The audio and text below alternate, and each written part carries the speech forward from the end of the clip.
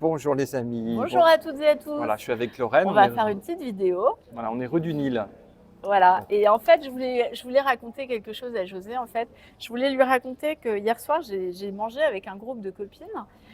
Et il y avait l'une d'entre elles qui nous a interpellés et elle nous a dit, mais écoutez, vous êtes tout le temps en train de parler d'une essence immuable, de quelque chose une essence transcendante. Qu'est-ce que c'est que cette essence transcendante?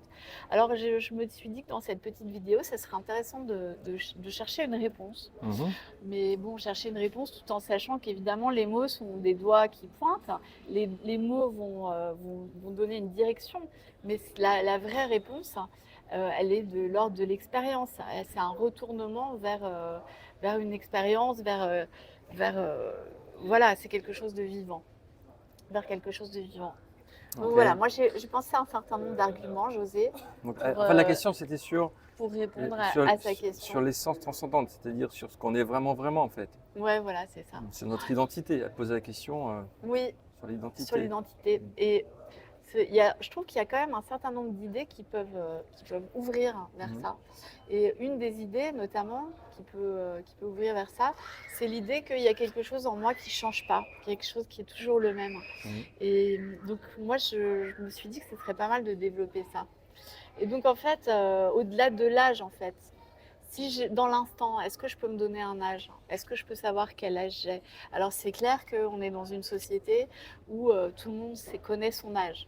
Parce que quand un enfant arrive, les parents doivent aller déclarer leur enfant à la mairie. Donc, on est dans une société où évidemment tout le monde connaît son âge, donc ça peut sembler être une évidence de connaître son âge, mais en fait c'est pas le cas dans beaucoup de sociétés, ce n'est pas le cas. Il y a encore une centaine d'années, il y avait beaucoup de gens qui ne savaient pas quel âge ils avaient. Et il y a des cultures où on ne connaît pas son âge, on ne sait pas, on a une vague idée du moment où on est né, mais on ne sait pas exactement.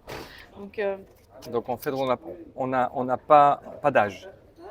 dans l'expérience de l'instant, en tout cas, on ne peut pas savoir quel âge on a.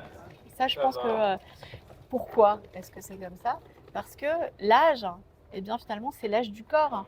Mais il y a quelque chose en moi qui ne change pas, qui n'a pas d'âge, quelque chose qui reste le même. Et pour moi, ça, c'est un deuxième argument, José, c'est de voir qu'il y a quelque chose en moi qui ne change pas, qui est toujours resté le même. Moi, j'ai ce sentiment-là. Quand je me souviens, en fait, de moi, de, l'o- de-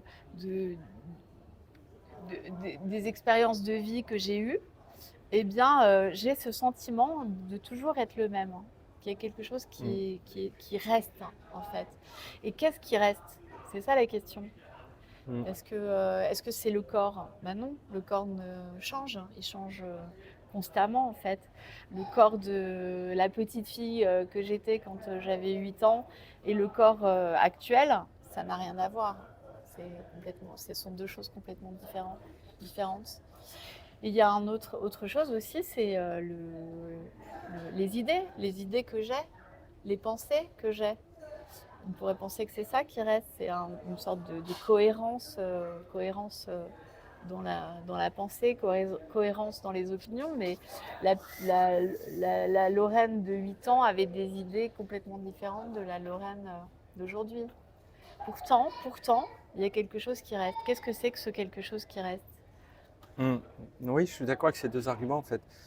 Si quelqu'un pose la question de notre essence, je trouve que c'est une bonne entrée de faire remarquer que, en fait, il y a en nous quelque chose qui ne change pas, effectivement, qui n'a pas d'âge, qui est hors du temps, qu'on peut appeler présence, être, conscience, en fait, conscience pure. Maintenant, je suis pas sûr, enfin, je sais pas si par la pure argumentation on peut le découvrir, parce qu'en fait, c'est une expérience.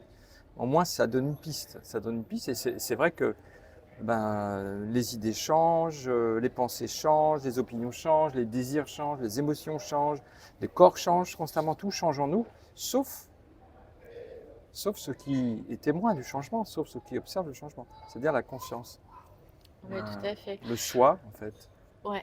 Mm. Et en fait, je pense que pour accéder à ce lieu, à cet endroit, parce que pour moi, c'est vraiment un lieu en moi, eh ben, il faut avoir le temps, en fait, de le regarder. Il faut pouvoir s'arrêter. Il faut s'arrêter pour écouter le silence qui est derrière le flot des pensées, le silence qui est derrière les sons du monde.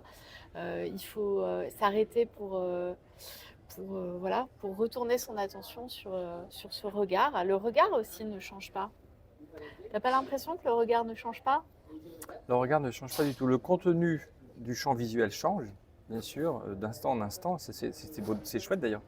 Mais en fait, oui, ce regard, cette conscience est absolument immuable, euh, absolument hors du temps, tranquille. Oui. C'est vrai que ce regard, il était là quand José avait 5 ans, 8 ans, 10 ans, 20 ans. José a beaucoup changé, mais ce regard, non, en fait. Et moi, j'ai des souvenirs enfant. Hein, j'ai des souvenirs quand j'étais petit chez ma grand-mère. J'avais 2, 3, 4 ans. J'ai des souvenirs de ce regard qui est le même que maintenant, en fait. En fait, enfin, là, ton ami posait la question de l'essence. En fait, on pose cette question parce qu'on est identifié aux pensées, en fait. On est identifié au corps, aux pensées. Et donc, on passe à côté de cette conscience, de cette présence immuable. Ouais, c'est une expérience en fait de conscience pure qui serait au-delà de toute qualité. Ouais. Et cette immuabilité, en fait, on en a quand même tous plus ou moins l'intuition, en fait. Parce que, surtout quand les gens, en fait, physiquement vieillissent, en fait, ils s'aperçoivent que, oui, le corps vieillit, mais en fait, en eux, il y a quelque chose qui ne vieillit pas du tout. Moi, je me souviens de mon père, quand il a eu 60 ans, qui est l'âge que José a maintenant, en fait, c'est marrant. Quand il a eu 60 ans, il me dit, moi, j'ai pas du tout l'impression d'avoir 60 ans. J'ai dit, mon amant, t'as l'impression d'avoir quel âge? Il me dit, je sais pas, 20 ans. 20 ans, c'est-à-dire la jeunesse éternelle, en fait. Donc, Oui, parce qu'il y a quelque chose qui ne bouge pas. Qui bouge pas, voilà. Même quelqu'un qui n'a aucune recherche spirituelle, il peut en avoir l'intuition. Simplement, cette intuition n'est pas prise au sérieux. Et dit non, en fait, j'ai l'âge de mon corps, j'ai l'âge de mes artères. Donc, pas du tout, pas du tout. Nous sommes cette présence sans âge, en fait. Donc, vous n'avez pas d'âge, zéro. On pourrait faire une petite expérience. On pourrait, par exemple, vous montrer cette présence par le regard. Voilà, donc là, on pointe, en fait, vous voyez, avec les deux bras, on pointe vers cet espace que nous sommes. C'est le même espace que vous êtes aussi dans l'instant. Et cet espace-là n'a pas d'âge. Et vous pouvez remarquer que c'est un espace commun. C'est un seul regard. On peut bouger un peu sur la rue du Nil. Ce regard, il est là. Voilà, donc c'est en fait immédiatement accessible. Il suffit de retourner son attention vers ce qu'il voit en nous, vers ce à partir de quoi le monde est vu. Et c'est bien cet espace sans âge, parce que là, vous ne voyez pas d'âge. Voilà. Voilà. Voilà, donc au revoir. Au revoir les amis. Voilà, et j'espère que cette petite vidéo vous aura intéressé. Voilà, à très bientôt. Ciao. Au revoir.